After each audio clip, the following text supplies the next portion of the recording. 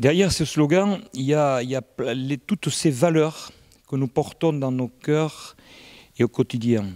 Je crois que le mot fier n'est pas extraordinaire. Par contre, quand il est employé, quand on a derrière nous un savoir-faire, je crois que c'est un mot d'excellence, la fierté, dans ce moment-là. Et je crois que c'est la fierté de nos métiers, tout ce qu'on peut créer, tout ce qu'on peut inventer, parce que ça tourne autour aussi des nouveautés. Quand on bouge, on trouve d'autres solutions. Et je crois que Fiat Artisan, c'est le mot fierté et je pense le mot principal de cette entente.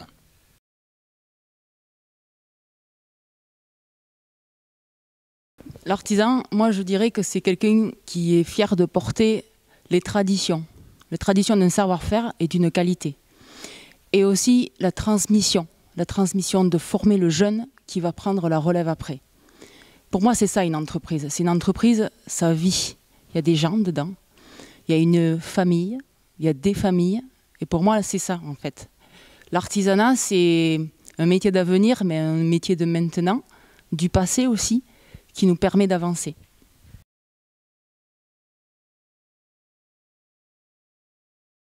On a un programme qui dépend de ce qu'on a vu dernièrement et durant ces dernières années.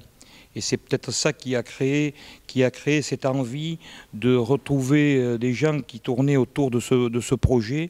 Et ce projet, il est avant tout de valoriser l'artisanat. Car aujourd'hui, l'artisanat, il a besoin d'être mis en valeur, d'être respecté, d'être reconnu. Trop souvent, on envoie des jeunes dans les métiers manuels en voie de garage. Il faut changer ce côté, il faut vraiment que ces métiers artisanaux deviennent des métiers de respect, pas des métiers délaissés. Alors effectivement, notre deuxième point, c'est renforcer la qualification. Aujourd'hui, vous le voyez, il manque beaucoup de jeunes à des postes qu'on peut aujourd'hui permettre. Nos entreprises sont demandeuses, sont inquiètes, sont en manque. Et je crois qu'aujourd'hui, c'est notre axe numéro 2, la formation. La formation, nous avons la chance, tout n'est pas dans cette CMA de mauvais augure, puisqu'il y a un CFA qui fonctionne très bien, il y a 800 élèves, donc il y a déjà effectivement des choses qui fonctionnent bien, et il faut qu'on continue autour de ce CFA et faire un état des lieux du CFA, car aujourd'hui parfois ce CFA il est en surcharge sur certaines classes et en manque sur d'autres. Il y a aussi des nouveaux métiers. Il faudra se pencher sur ça pour faire évoluer ces nouveaux métiers. Il y a aussi une harmonie avec la chambre régionale. La chambre régionale, tout le monde va vouloir, il y a 12 départements, je vous rappelle, on va travailler avec 12 départements, tout le monde va vouloir avoir ses spécificités. Eh bien, il va y avoir un gros travail à la Chambre régionale et c'est là où on est prêt et les 6 membres, si nous gagnons, les 6 premiers membres de notre liste seront à la Chambre régionale pour défendre justement les Landes, car c'est hyper important.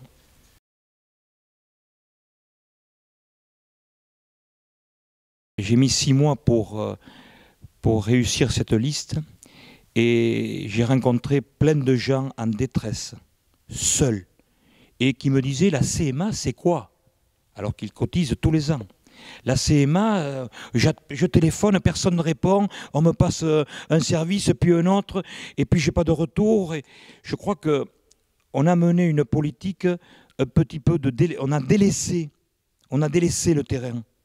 On est allé sur un terrain qui était brillant et de réussite. Je crois que nous allons vouloir aller sur un terrain de difficulté. Nous allons sortir de cette crise. Les PGE vont être certainement à rembourser en 2022. Il va y avoir effectivement beaucoup de sujets de préoccupation chez des artisans qui ont pu néanmoins passer le cap de cette période. Et c'est pour ça qu'aujourd'hui, nous voulons créer un système d'alerte. Un système d'alerte qui pourra permettre à tous ces artisans d'appeler, de se faire aider. On sait qu'un artisan qui est dans la difficulté, il reste enfermé sur lui-même. Il a honte. Il faut qu'on quitte ce climat de honte. Il faut que tout le monde puisse venir vers nous. On veut créer à CMA un endroit beaucoup plus chaleureux, beaucoup plus agréable, avec des réunions thématiques.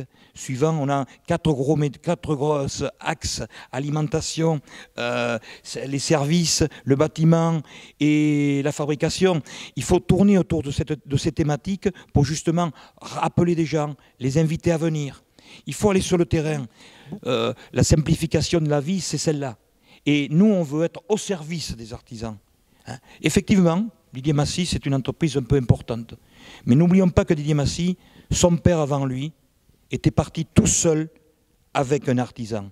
C'était déjà un signe du destin. Et ça nous a collé ici, dans l'entreprise Massy, ça nous a collé à la peau. Cette année, nous avons 8 jeunes en formation qui sont du CAP au diplôme d'ingénieur. Donc effectivement, j'entends que je suis le chef du MEDEF, je suis plein de choses. Non, je suis une entreprise avec quelques salariés. Mais pourquoi l'artisanat ne peut pas être pour les entreprises nombreuses, pour les entreprises qui vont évoluer? Mon rêve à moi, c'est qu'il y a 10 entreprises qui n'ont pas de salariés dans cette liste de Fiat Artisans. Et bien mon rêve, c'est que dans 5 ans, ils aient leurs premiers apprentis et qu'ils aient plus... Mais c'est ça la vérité de l'artisanat, c'est grandir, c'est se développer. Ce n'est pas montrer du doigt, effectivement, quelqu'un qui a un petit peu de salariés, mais qui a beaucoup de jeunesse. Et c'est ça l'important.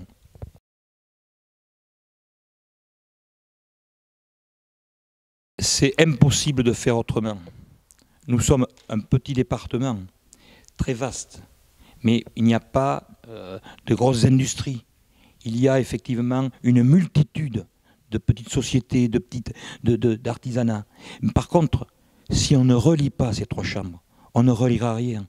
Le Covid a été l'élément prépondérant, tous ces petits marchés qui se sont installés par-ci, par-ça, des gens qui sont mis à livrer directement et qui tout d'un coup se sont rendus compte qu'ils peuvent... Je n'ai rien contre la grande distribution, bien, pas de problème, mais je crois qu'aujourd'hui, l'artisanat, il peut se suffire à lui-même dans ce département et développer son business.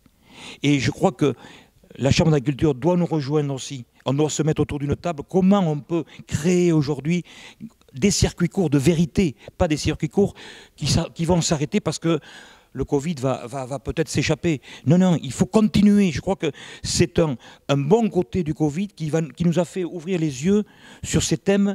Et moi, j'ai rencontré les 2 présidents des chambres consulaires. Ils sont prêts à travailler avec nous et avec grand plaisir parce qu'eux aussi ont compris qu'ils ont besoin de l'artisanat.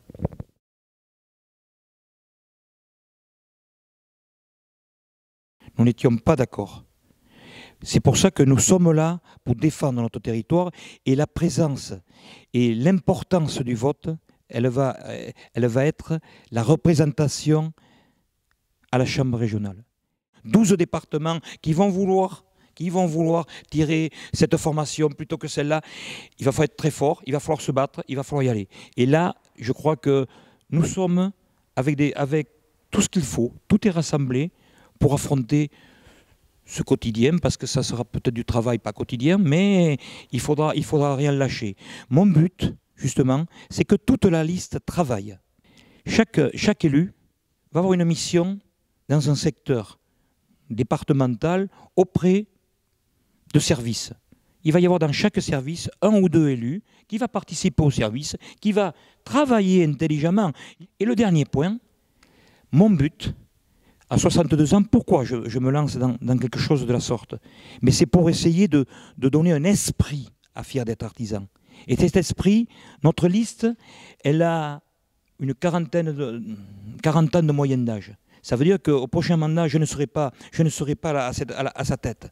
Ce n'est pas mon but. Mon but, ce n'est pas de collectionner les titres. Par contre, cet esprit, il va continuer. Et cette équipe, elle va continuer. Ceux qui ne sont pas éligibles, puisqu'il n'y a que les 25 qui peuvent être éligibles, on va les faire travailler aussi, parce qu'ils seront les relais dans les cantons, avec des maires qui peuvent s'adresser à eux. Donc, mon but, c'est que les 35 personnes participent au travail pendant 5 ans.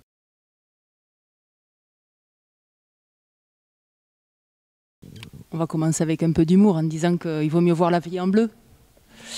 Et après, je dirais, votez pour des gens et des artisans surtout qui vous ressemblent. Voilà. Après, je pense que ce qui est essentiel, c'est faites l'effort de voter. Pour l'un ou pour l'autre. Plutôt bleu. Mais après, exprimez-vous. Dites ce que vous pensez. Vous avez la possibilité de vous exprimer. Et pourquoi voter pour nous? Parce que je pense que pour être président de la Chambre des métiers, il y a un rôle important et je dirais même un costume à mettre.